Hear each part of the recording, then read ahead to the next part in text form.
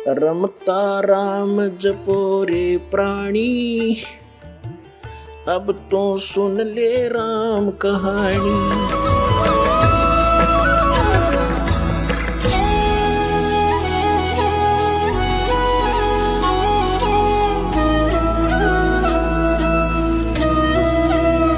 अपना तो परमात्मा आप तक पहुंचने के लिए अब कैसी कैसी लीला करता है।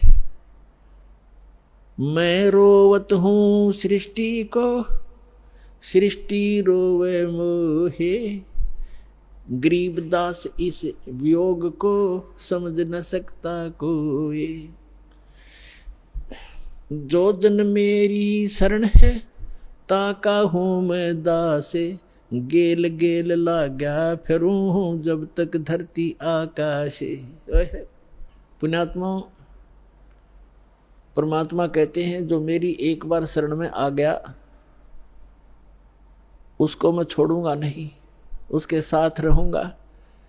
ठीक है, उसका दुर्भाग्य है वो जो यहाँ से निकल नहीं पा रहा, फिर भी परमात्मा इतना दयालु है, आपके पीछे पीछे फिर रहा है। अपना आत्मा विचार करो, ये पुस्तक आपको प्राप्त हुई या टीवी सुनने को प्राप्त हुआ। एक परिवार के 3, 4, 5 सदस्य हैं, जिनमें से 3 को ये ज्ञान समझ में आ गया। उनकी इच्छा बनी हम नाम लेंगे, दीक्षा लेंगे, कल्याण करवाएंगे। उन्होंने दीक्षा ले ली, प्रतिदिन अपना नित्यनियम आरती श्रमणी और सारा कुछ कर रहे हैं, मंत्र कर रहे हैं, सत्संग में भी आ रहे हैं। और बाकी शेष 2 हैं वो बिल्कुल सोचते भी नहीं, कहते हैं तो भी नो के तुम ही कर लो, तुम ही पार हो जाना, हम तो फिर देख लेंगे। अब फिर क्या देख लेंगे, गद्दा बने पाछा तो कुम्हार देखेगा, आप क्या देखोगे। कड़ में मारेगा लठ, 2.5 मन का बोरा होगा कमर के ऊपर, फिर देख लेंगे। अब देखना अब है, ज्ञान समझो और सतलोक आश्रम बरवाला जिला हिसार हरियाणा के अंदर आओ और कल्याण कराओ। अगर समझदार हो तो देखना चाहते हो।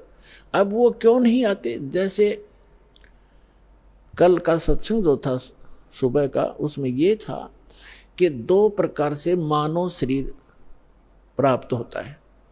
एक तो पिछले पुण्यकर्मों के आधार से मानव शरीर लगातार 2, 4, 10, 50, 100 भी हो सकते, ज़्यादा भी हो सकते, लेकिन वो पूंजी समाप्त हो जाएगी, फिर 84 लाख योनियों में जाना ही पड़ेगा यदि उस मनुष्य जीवन के दौरान आपको तत्वदर्शी संत नहीं मिला। अब जो प्रसंग चल रहा है, मानव शरीर प्राप्त करके जो प्राणी सत भक्ति नहीं करते, 2 प्रकार से मानव शरीर प्राप्त होता है। एक तो बता दिया आपको पूर्व जन्मों से, जैसे परमात्मा सन 1398 में सतलोक से चलकर आए थे, 1518 तक 120 वर्ष इस धरातल पर रहे, काशी के अंदर बनारस में जुल्हे के कार्य करते रहे और अपने बच्चों को एक समय में 1-1 हजार स्थान पर प्रकट होकर परमात्मा ज्ञान सुनाया करते थे, उनको लाभ देते थे, आशीर्वाद देते थे, सुख हो जाता था। वो मंत्र जाप करते थे।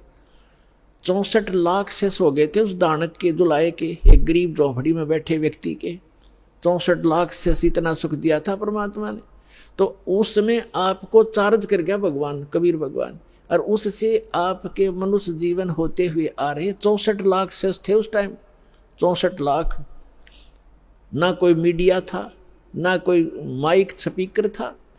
वो परमात्मा असंख्य रूप बना सकता है। तो जिस कारण से उसने आप सभी को चार्ज किया, आपके मनुष्य जीवन होते हुए आ रहे हैं और आप पूजाएं भले ही दूसरी करते रहे, लेकिन पूर्व जन्म की बैटरी चार्ज थी, आपको सुख मिलते रहे।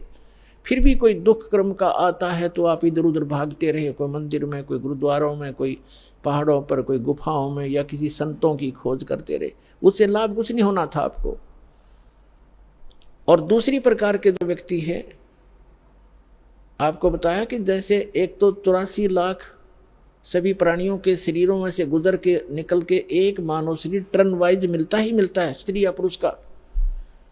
तो जो ऐसे 84 लाख योनियों से निकल कर आए हैं वो काल के पक्के हैं, वो काल की फर्द में चढ़ गए, वो काल की रजिस्ट्री में है। अब वो भक्ति नहीं कर सकते। एक परिवार में 3 नाम ले चुके हैं, सत भक्ति कर रहे हैं, उनको समझा रहे हैं, वो ठीक ठीक तुम कर लो, ये भी शुक्र है कि वो उनको मना नहीं करते, नहीं तो वो काल के दूत उनको भी मना कर दे, तुम भी नहीं जाओगे, ऐसा नहीं कर दोगे। ऐसा बताया परमात्मा ने कि जैसे ये कोयल क्या करती है, कोयल पक्षी है, ये अपना अलग से घोंसला बना करके अंडे उत्पन्न नहीं करती, क्योंकि उसके अंडों को काग खा जाते हैं, छोड़ते नहीं। ऐसा फार्मूला अपना रखा उसने। जैसे मादा कवि ने अंडे उत्पन्न किए घोंसले में, और वो जाती है चुग्गा चरने इधर उधर, वो देख लेती है कि चलेगी काफ़ी दूर, तो उसके घोंसले में अपने अंडे उत्पन्न कर देती है। अब जो कव्वी आती है वापस, वो असमंजस में पड़ जाती है कि कौन से मेरे हैं कौन से दूसरे हैं, तो वो इस असमंजस में उन चारों के चारों की ही परवरिश करना प्रारंभ कर देती है। और जब वो बच्चे उत्पन्न होते हैं तो एक जैसा कलर होता है, कोई पहचान नहीं होती उनकी, बिल्कुल सेम टू सेम रहते। और वो कोयल उस पर नजर रखती है घोंसले पर कि अब ये कितना उड़ारी भर रहे हैं, कितनी दूर तक जा सकते हैं। तो तब वो दूसरे दूर पेड़ पर बैठ के अपनी बोली बोलती है, कुहू कुहू की आवाज लगाती है। जो कोयल के बच्चे होते हैं उनको प्रभाव होता है उनका, वो एकदम ऐसे ऐसे देखते हैं। जब वो फिर बोलती रहती है तो उड़कर वो अपनी माँ की बोली से आकर्षित होकर अपनी माँ की तरफ उड़कर चल पड़ते हैं। अब कव्वी उनके पीछे पीछे उड़ती है कि मेरे बच्चे गए, कोयल आगे उड़ जाती है दूर वृक्ष पर बैठकर, फिर कुहू कुहू करती है, वो बच्चे फिर वहां से उड़कर आगे भाग लेते। अब कवि ये सोचती है ये तो गए सो गए, पिछले बच्चे रह गए, उन पर कोई आपत्ति ना आ जाए, उनको संभालूं, आकर के वो वापस आ जाती है।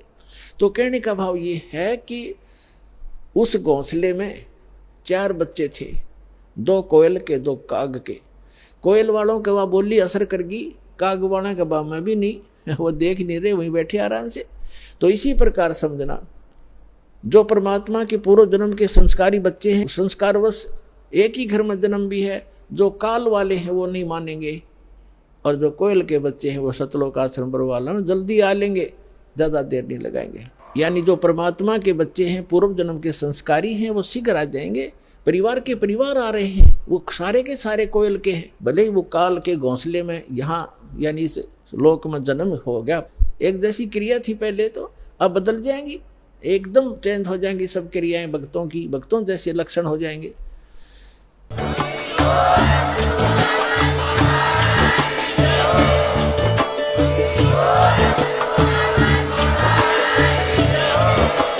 आप सुन रहे थे जगत गुरु तत्वदर्शी संत रामपाल जी महाराज जी के मंगल प्रवचन। अधिक जानकारी के लिए विजिट कीजिए हमारी वेबसाइट www.jagatgururampalji.org। संत रामपाल जी महाराज जी के शुभ आशीर्वाद से पूरे विश्व भर में 500 से भी ज्यादा नाम दीक्षा केंद्र हैं, जिन पर संत रामपाल जी महाराज जी द्वारा ऑनलाइन निशुल्क नाम दीक्षा दी जा रही है। अपने नजदीकी नाम दीक्षा केंद्र का पता करने के लिए संपर्क करें 8222880541।